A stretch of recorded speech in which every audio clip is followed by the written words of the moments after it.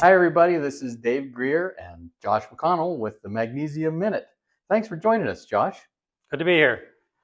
Today we're going to talk about tolerances. We get a lot of questions about, what's the difference between magnesium and steel? If I replace my steel parts, what do I end up with as far as tolerances?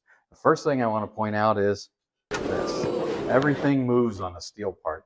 You've got a lot of welded parts welded together, and then you've got some parts that are, because they're welded, you have tolerances for each one of those parts that you've got to stack up into this one. Yeah, 20 to 30 plus parts, all with different processes attaching with their bolts or welds. And then you got a magnesium part.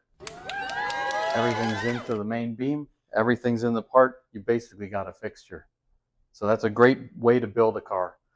What's this up on the screen we got, Josh? This is a thermal map of a part inside a die.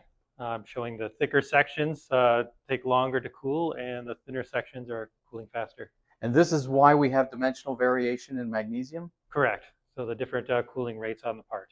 And does that change day to day, week to week? How often does that change? Very stable throughout the run. Unlike something that's welded together that's just going to change even throughout the day. Right. Well, that's fantastic. That really means better tolerance parts with magnesium. Thanks everybody for joining this week. Look forward to seeing you next week on the Magnesium Minute.